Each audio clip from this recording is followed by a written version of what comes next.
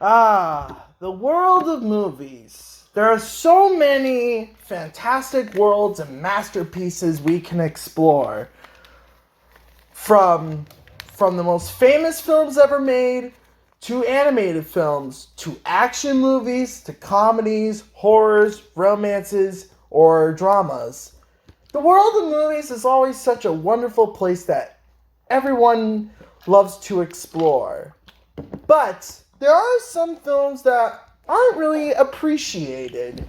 Either they get rightfully deserved for it, or people just didn't appreciate it when it came out. There's always this thing called a cult following, where some films get loved over time. Or, in other words, underrated gems. So, I was just kind of minding my own business one summer's day, and I was kind of thought to myself, I want to name 5 movies that I like but critics don't like, or got mixed reviews, or bad reviews, whatever. And I have a special guest who, besides me, knows movies more than anyone else.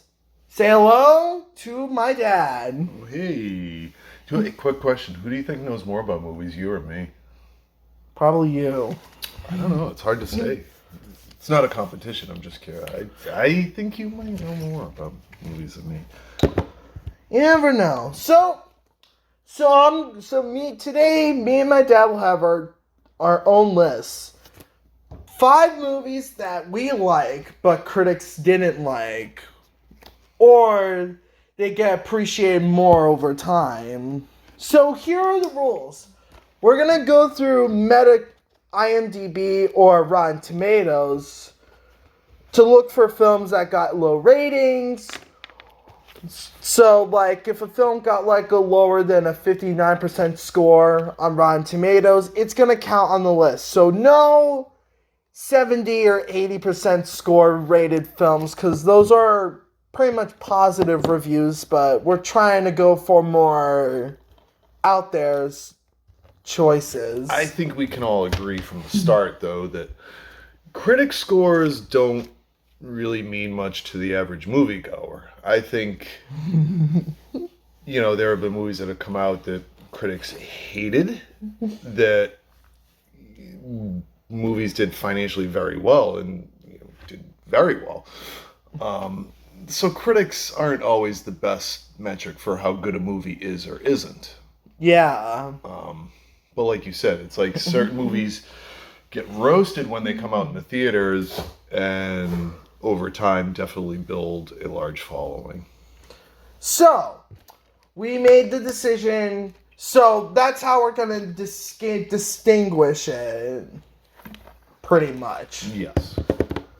So, I'll start with... Well, it's not going to be, like, in rankings of, like, which one was better. We're just going to go through, like, 5 ones. Like, the first one will probably be, like, the prime example of, like, what I think, like, the textbook example of a film that isn't really liked by critics, but got a lot of love with audiences, or the film didn't get appreciated when it came out, or it'll get loved more and more as time goes on. So, it was kind of not really easy. There were some choices I kind of had to think of, like, what films got low ratings, but I do like them. So. Okay, here's a question before we start. How many of yours, you don't have to say the exact names, how many of yours are parts of franchises?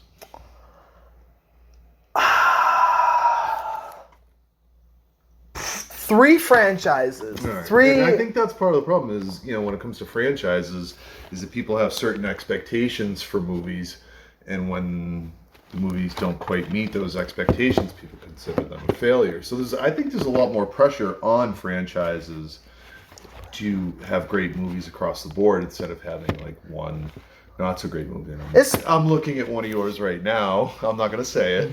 So it's a good movie, but in that franchise, it's considered probably one of the weakest movies. But as time goes on, people Yes. conceive to really like it. Yes. And now it doesn't mean that these movies, I mean, I look at the movies that I have listed, and we'll get into that, is I think they're great movies. Are there still flaws with these movies? Yeah, there are. And they're not perfect, but I think they're way better than most people, especially critics, give them credit for. All right. So that is 5 minutes of rambling of... Okay. So how do you want to start? You want to go one and I'll go one, or you want to do all We'll- 5 years? We'll go through back and forth. I'll start my number one choice, and then you start with number one choice. Then I choose my second choice, and then you choose your third choice. Right. Your second choice. Sorry. Let's do it. All right.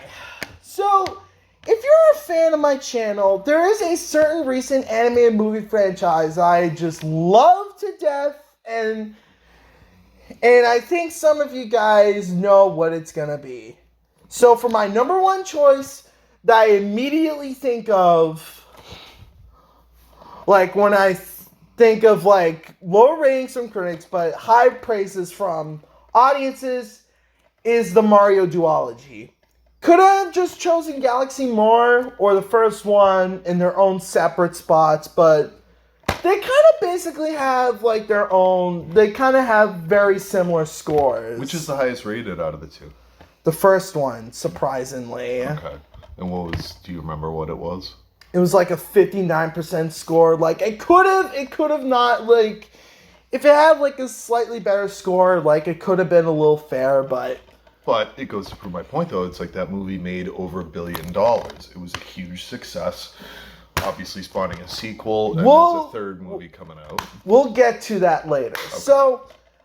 I mean, there really isn't much to say about the first one. I mean, before the second one, this was just mind-blowing. Mm-hmm. Like, my dad didn't, like, we kind of, like, everything we said about in my top 10 favorite films, my top 10 favorite films list, still kind of holds true to this. But I will say it is the first one is a tiny bit weaker just because of the second one, but it doesn't mean it's not a masterpiece in my eyes. Well, I mean, for me, the highest compliment I can pay for the Mario movies is if both movies, like, if you ran them completely back to back, start the second one immediately after the first one, it feels like one long movie. It feels exactly the same, whereas a lot of sequels and films and franchises feel a lot different than the previous movie. So yeah, we still love the first one. It's a masterpiece. But then our lord, the guys, the legends of Pixar decided, hey, do you remember when we made a super successful Mario movie? And 3 years later, they were like, do you want to see us do it again? And Disney was like, let's do it. Do you think the next Mario movie can live up? I'm kind of confident. And be as good as the last two? I am kind of confident so, because there's no way, like... Guys, there's really not much I could say about the second one. I can't stress how much I love the second one. I cried like a fucking baby. I already made nearly an hour video about it, and it only got like a 42% score on Rotten Tomatoes, and it really hurts my feelings. That does surprise me. I mean, like, come on, man. Like, even if you're not a fan of the Mario stuff, it's like, you're gonna tell me that that's not a well-made movie? Like, come on. Look, I know, like, these films aren't really meant for everyone. As Dad said in the beginning, just because, like, we view them as underrated gems, that doesn't mean they're not perfect. Yes. I mean, I do know that for the Mario films, but come on, man. I just can't, ever since I saw the second movie in theaters, I have been performing mental gymnastics of how am I supposed to, I can't explain it through words of. You don't have to. But I didn't tell you what my dad think about it. I think it's great. I always liked Mario. I loved the first movie. I thought it was great. And one of the best one of the best Pixar films ever made. Oh yeah, without question. No, I mean I think they're really well made movies, and if they're not for you, well, that's okay. They're not for you, but I don't think you can sit there and say that they're bad movies. Not like I don't know. And a lot of movies are very controversial too. I mean, even this weekend, let's face it, Supergirl's opening this weekend, and I've heard a lot of people say it's garbage. I've heard a lot of people say it's great. So everybody has their own opinion. But back to the Galaxy. Anyway, sorry, back to the Galaxy. My dad even views it as a contender for the top 3 best Pixar movies of all time. Right behind The Incredibles and Monsters University. Yes. It's in the running, that's for sure. It even dethroned Up in Dad's opinion. Again? Like, this is the new best Pixar movie. I will not hear otherwise. So, if just go give it a rewatch, fam. So that's your number one? Yeah, that is my number one choice. Like, whenever I think of films that didn't got appreciated enough by critics, like this is like the number one franchise that comes into my mind. I'm honestly excited. I am so pumped I'm really excited to see what they're going to do with the third movie, because they kind of, like in the second film, like they're kind of exploring with Mario and Peach's relationship, and that raises more interesting questions. It's like, what happens when they get married? Do they finally become a king and queen? Would they even get married? Would Luigi finally get, like, it's a lot of questions. Like, I kind of like view it as like the Toy Story sequels, like more specifically Toy Story 2, and like what happens like when a kid grows up. And yeah, that's a good idea.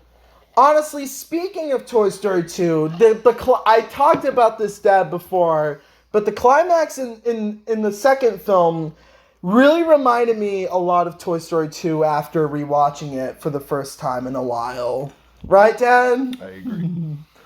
Yeah, I think there are a lot of similarities. I'll let you guys figure that out. But anyways, let's get to Dad's number one choice for a film that didn't get appreciated enough. My number one is, and again, it's pretty controversial to a lot of people, but it's my list, so whatever. And it's a tie between these two movies because I consider them almost part of the same story, which is number one is Zack Snyder's Justice League, which came in with a meta score of 54, which, again, most people know the story behind. Zack Snyder was fired from the Justice League movie. Joss Whedon finished it, and after fan backlash, Zack Snyder came back years later and finished his version of Justice League. And that's also tied with Batman vs. Superman, specifically the Ultimate Edition of that movie, which is, I think, 3+ hours.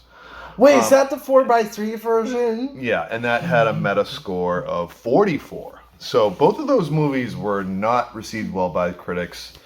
They did well financially, but not well enough to continue the Zack Snyder vision of the DCU. I will keep it short and say that I love these movies. I think they're great. I think Zack Snyder is one of the best directors out there when it comes to action and just overall production on his movies. Is the story always great? No. Are there some flaws to his movies? Yes. He overuses the slow motion way too much.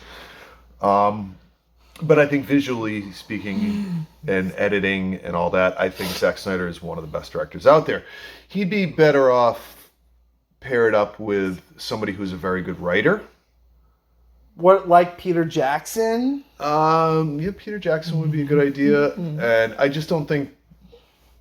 I think there are some misses with Zack Snyder. But having said that, I am a huge Zack Snyder fan overall. And I think these movies... They were so different than the Marvel movies at the time that people didn't like it.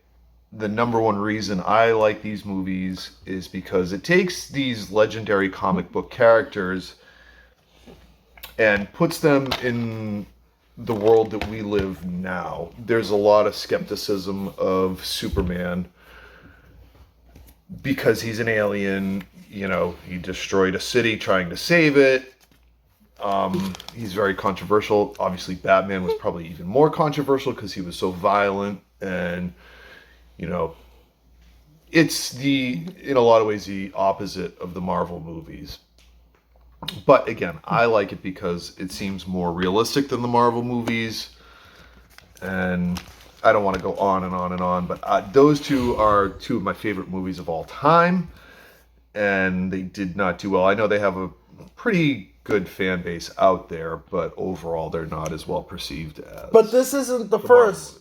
But this isn't the first nor the last time we'll talk about a DC movie. Yeah, definitely not.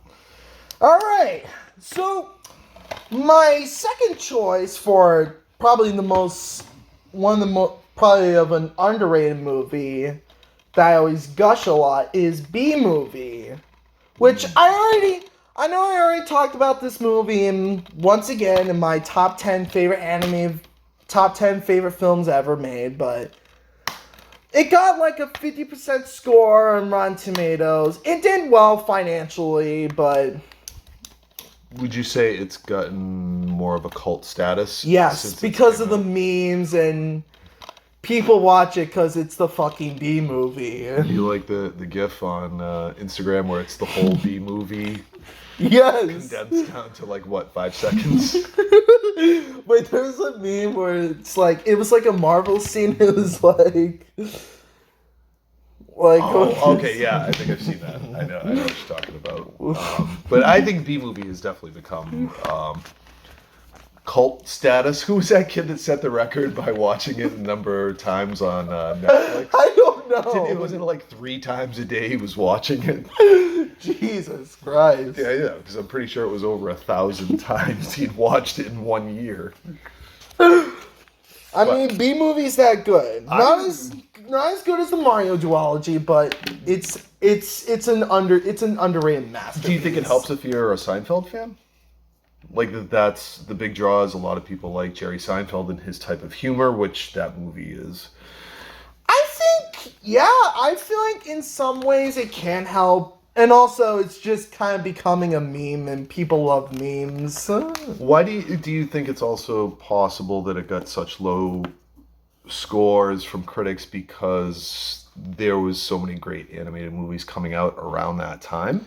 I mean, we're talking about The Incredibles, Shrek 2, WALL-E. You know, so the bar is set pretty high, given those movies, and then compared to B movie is kind of a lighthearted, comedy. I mean, well, compared to WALL-E, where some of it is kind of dark with Yeah, there's really no dark parts to B movie. Even what could be considered dark parts are still hilarious.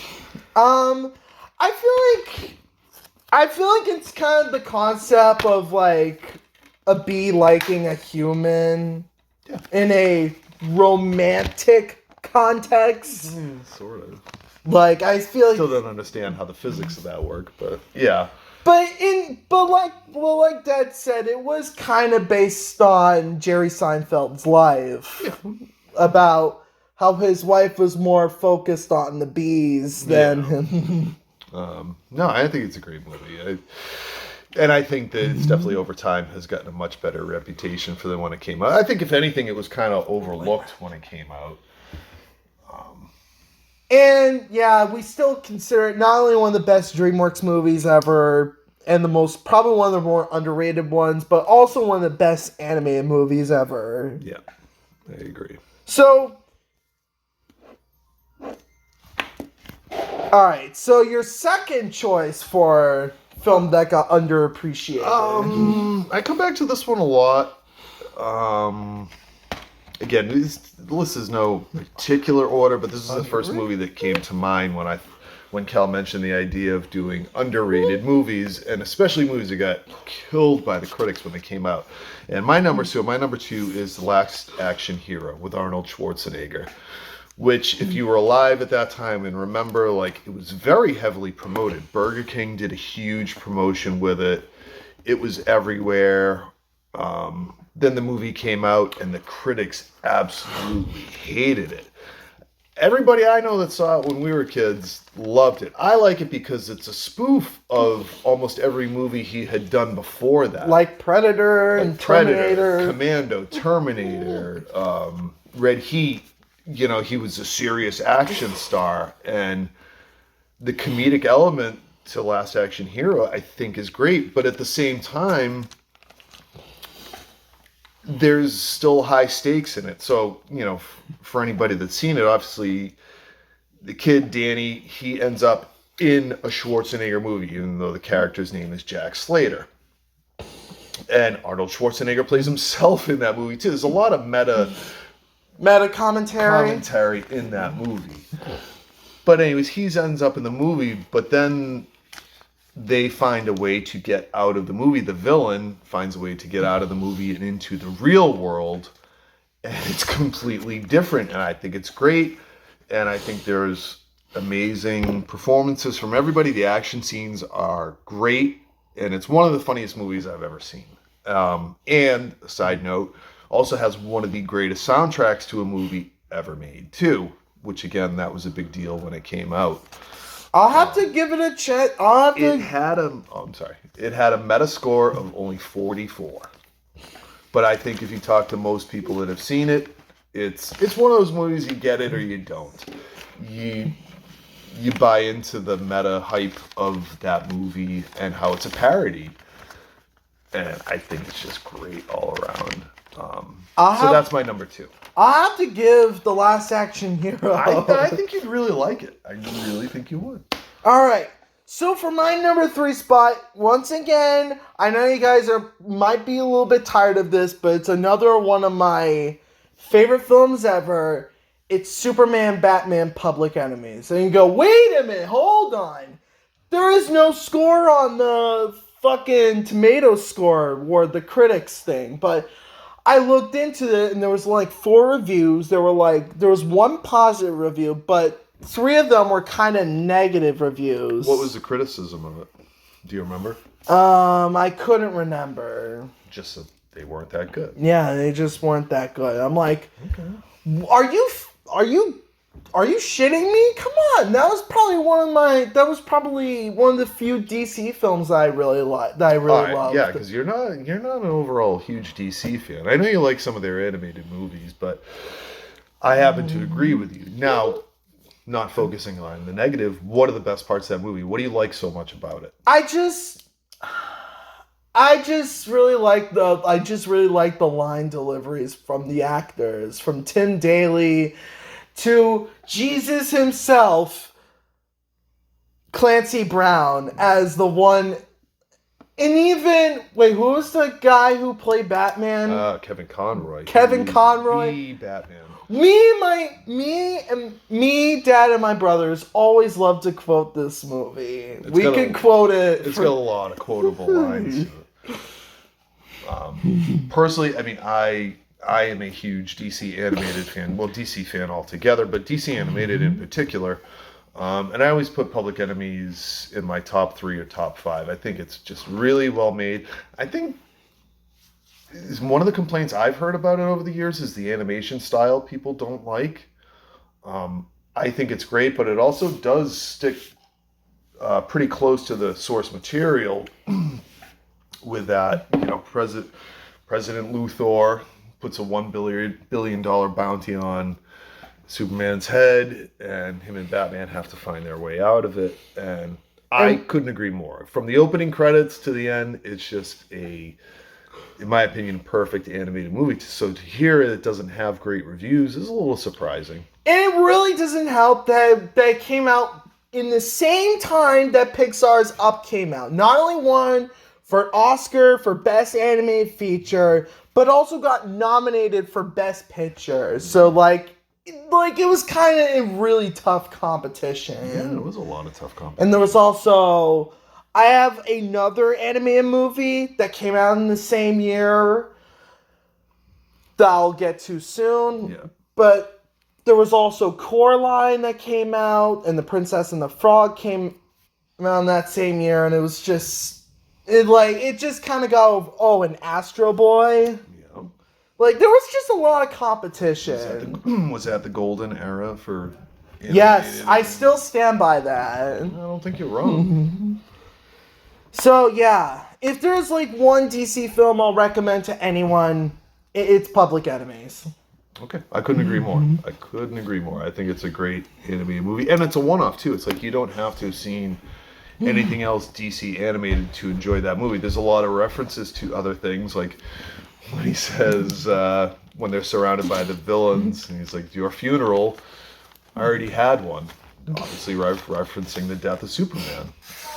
And like that's one of the best parts of this movie. Like it could work as like a sequel to any other DC film, but it's best. It is technically, well, I shouldn't say a prequel, but right after that they had Superman Batman Apocalypse, which was a direct sequel to this movie, and it is great too. But like you can view Public Enemies as like its own standalone movie. Yes, exactly. Kind of like Star Wars: A New Hope. Yep.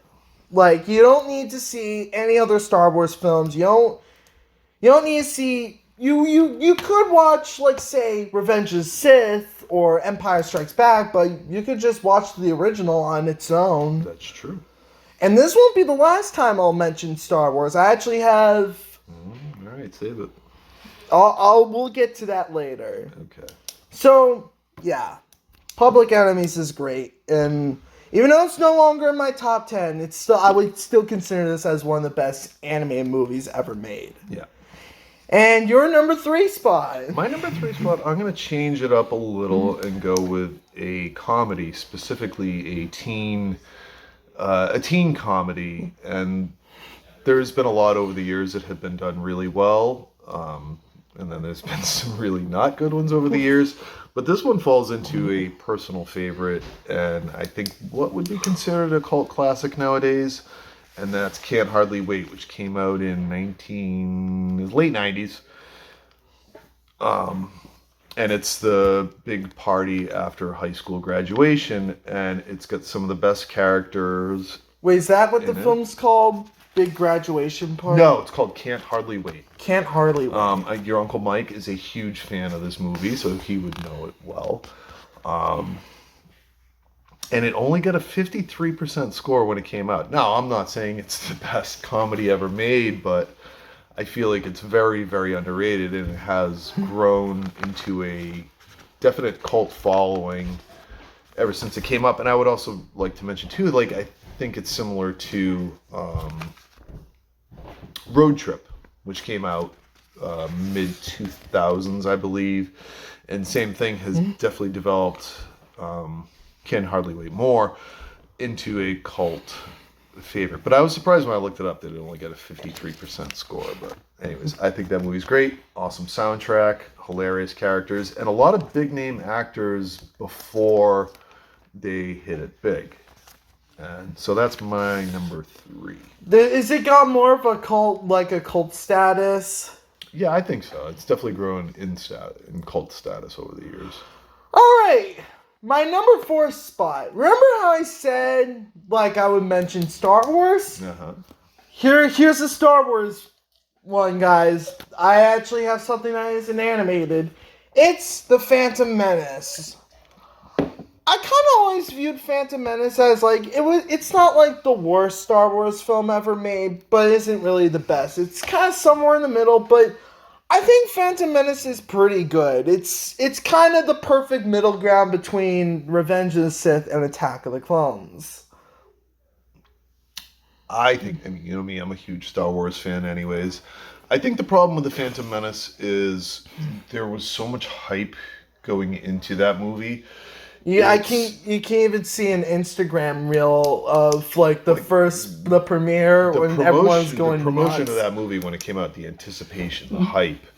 I mean, just when they announced it that they were making new Star Wars movies, everybody lost their minds. Like, holy shit, new Star Wars movies.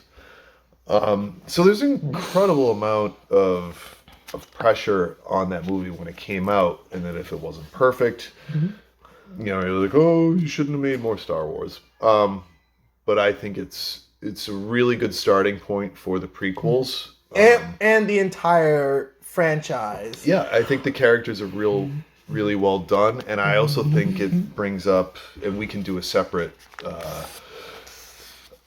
we can do a separate video about this, but the biggest what ifs in movie history. What if Qui-Gon Jinn survived the fight with Darth Maul? And that's always one of my biggest what ifs in movies. What if Qui-Gon had survived? What if he had raised Anakin? Would Anakin have still fallen to the dark side? And I think that's a great what if, not just for Star Wars, but just for movies in general. Here's some things I liked about Phantom Menace. I mean, I feel like this is a cheesy pick, but Dual Fates.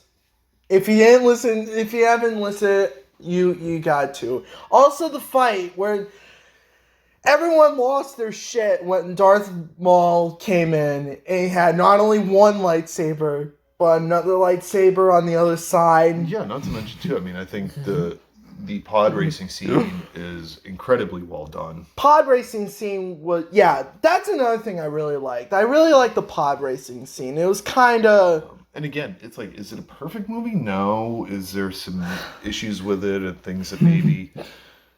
I think, the film ran too long. Yeah, but at the same time, it's like some of the deleted scenes from that movie are really, really well done. And should have been left in the movie. But either way, I would say it's not the strongest Star Wars movie, but I don't think it's worthy of all the hate that it gets. I mean, it is kind of the start of the prequel, so... Yeah, and I think a lot of people, especially at the time when it came out, only focused on, like, really, this is the big dispute? Taxation of trade routes? Like, people thought it was boring, but in actuality... It's much more relevant today, especially with all the stuff that's going on in Iran and the Strait of Hormuz. And anyways, I'm not saying George Lucas was ahead of his time, but I still think it was a good starting point for those movies. And also, it introduced one of the best characters of Star Wars, Jar Jar Binks. Mm-hmm. Do you believe in the Darth Jar Jar theory? That he was the Sith behind everything? Mate, it could hold some truth. I don't know. It sounds a little far-fetched to me, but hey, whatever. But yeah, I think that Phantom Menace is a really well-made movie. Yeah, Phantom Menace is pretty good. Not my favorite Star Wars movie, but it's a good start. You're number 4, Dad. My number 4. Okay, so again, we jump back to DC, and this one is Batman Forever, which is the sequel or third movie in the original Batman franchise, and it was the first one that Tim Burton didn't direct. Joel Schumacher stepped in as director, and it's quite a bit different from Batman and then Batman Returns. Val Kilmer stepped in when Michael Keaton walked away. I think Val Kilmer is a very underrated Bruce Wayne and Batman. Is it a perfect movie? No. I think Chris O'Donnell was too old to be playing Robin. Oh, shit. But I thought he was... Anyways, so yeah, that was Val Kilmer's first and only time as Batman. I thought he was a great Batman, Bruce Wayne. I love the soundtrack to that movie. I think it's awesome. It's visually, I think it's a really good-looking movie, because it looks a lot more like a comic book.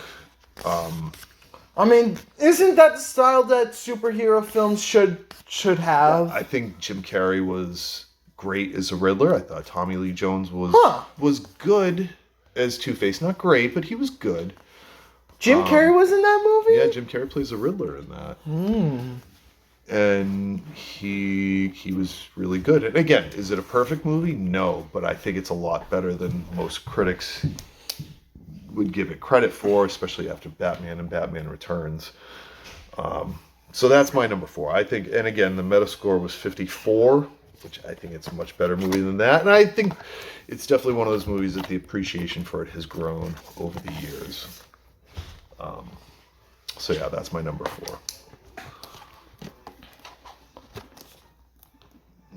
Alright, so for my last pick, it was kind of tough. Like, this was kind of the spot I'm like, shit, I don't know what my 5th spot should be.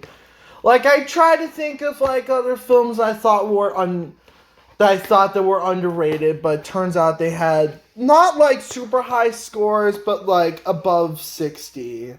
So it was kind of tough. But I look back to DreamWorks and I came up with a tie. Monsters vs. Aliens and Shrek 4. Okay. So personally, I prefer Shrek 4 a little more, but let's start with Monsters vs. Aliens since it came out first. Okay, well, you know me. I'm a big fan of the Monsters vs. Aliens stuff. I think that movie's great. Even though it wasn't really well received from No, it wasn't. Although audiences or critics. What year was that? 2009. That's why I mentioned, like I said, you know how I said, like, there was another... Was it you that sent me the video? I'm pretty sure it was last week about Pixar and DreamWorks and the idea of quantity versus quality. Where did you send it to me? Yes. Okay, yeah. Which I thought was a really interesting premise and it was good. Is that Pixar took the road of they wanted to make the highest quality, whereas DreamWorks wanted to just simply put out as many movies as they could, averaging what, 3 a year? 2 or 3. 2 to 3 a year for a long time. And that's why DreamWorks is always named as Disney and Pixar's biggest rivalry. Yeah. So I think there's a case to be made for both. I think both have some really good movies. I mean, yeah, like, and they're like during the same time. It's like Pixar and Disney, like Pixar and DreamWorks were like in a boxing match, and they were getting like. And for like the same brief time, it was like that with Marvel and DC. And clearly, Marvel won that. That just like Pixar. Pixar was objectively better, but DreamWorks had a really good. Yeah. So back to Monsters vs. Aliens. I think Monster vs. Aliens is hilarious. Got some great voice work and animation. I think it's a good story too. It's pretty good. Like, not to mention they are responsible for doing my favorite Halloween special of all time. Yes. If you have not seen that, what the fuck are you doing? Highly, highly recommended. Like, we always love to watch that every Halloween day. Children of the candy corn. Alright, so Monsters vs. Aliens is pretty good. It was one of those ones that I watched when I was very little, and I liked it. And I still think it's pretty good, and I think I need to give this one a rewatch. Yeah, and I always actually put that in a similar class to Megamind, which pretty much look almost the exact same. Yeah, and there's a lot of, I think, similarities just in tone and story about, people redeeming themselves and becoming heroes and overcoming adversity and, stuff like that. And do you remember, did you see what the ratings were on that when that came out? I think there were like 50 percentage. So it's like, I think both of those movies, Monsters vs. Aliens and Megamind, definitely didn't get the credit. But I think it had much better credit when it came out. Yeah. But still, I think those critic scores are definitely low. So, Shrek 4, I feel like this is probably a good conclusion for the franchise for now. Yeah. And I feel like it kind of puts Shrek in a perfect position. I feel like this is another one I could give a rewatch at some point. And it also has Rumpelstiltskin, which is probably the only Shrek villain that actually succeeded. Yeah, that's true. He does. And I think Rumpelstiltskin was actually a really good villain for that movie. But not as good as... I personally prefer this over the first one, but it's definitely not better than the second one. But do you think... I mean... Because Shrek the Third wasn't considered the best... Really, it's not that high up. And it's the worst. Yeah, and a lot of people feel it's the worst. And that Shrek the Fourth was just not much better than Shrek the Third. I mean, it was slightly better than the third one, but people didn't give it enough credit. But now, again, I can only give my opinion. I don't like it. Well, I shouldn't say I don't like it. I don't like the fact that all the other ogres. I think for the Shrek universe to work, it's just pretty much Shrek and Fiona is the only ogres. Well, this was like an alternate universe. Yeah, and I understand that. But again, overall, a really good movie. Some really, really funny parts. Do the roar. Do the roar is funny as shit. It is. But I think it's definitely gets more hate than it probably deserves. And it's kind of a clone of It's a Wonderful Life. But in this case, the clone actually did kind of work for the franchise needed, because to include his character arc. I agree. And it is kind of had a more darker tone than the original two. Yeah. It's definitely dark at points. It came out in the same time as Toy Story 3, which were kind of like the quote unquote conclusions in their franchises. They were like complete trilogies. We kind of just wrote off Shrek the Third, so we would just view this as the real third movie. Yeah. Because like, what was even the point with Shrek the Third? It had Charming in it though, so Yeah.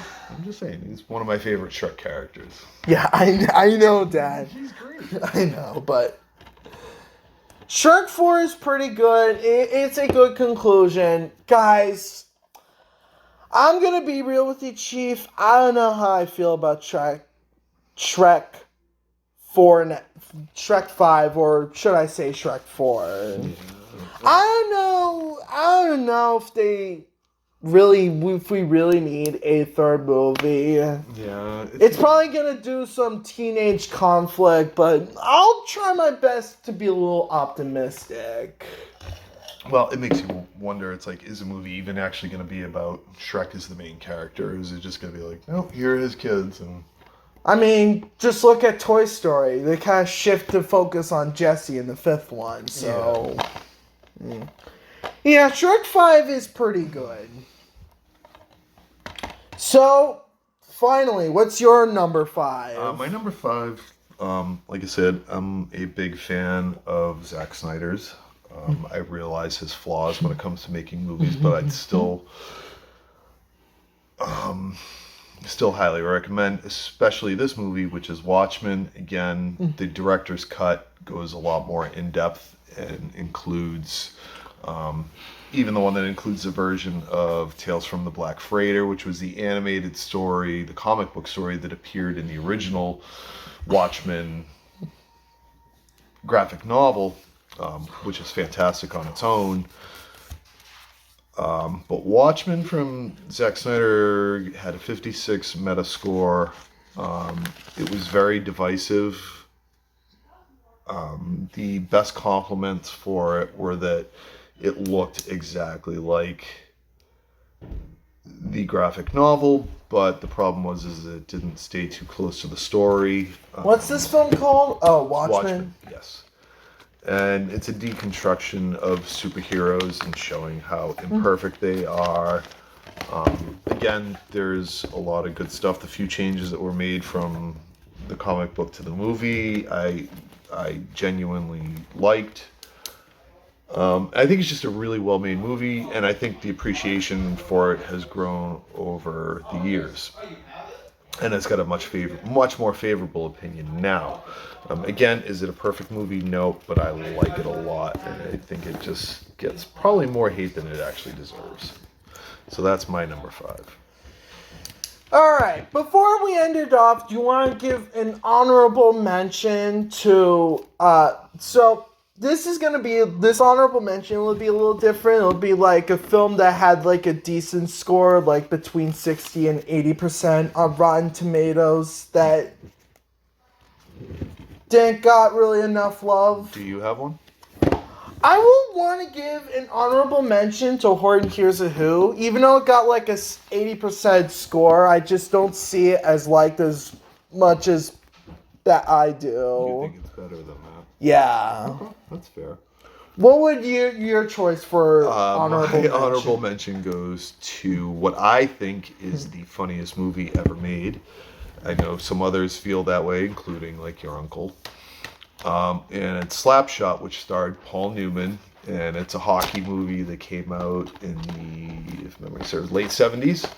That revolves around a bunch of hockey players and possible sale of a team, and I think it's Paul Newman's best role ever. Even more than Doc Hudson? Even more than Doc Hudson. And Paul Newman did a lot of great movies, but Slapshot to me is the funniest movie of all time. It only got a 61 Metascore.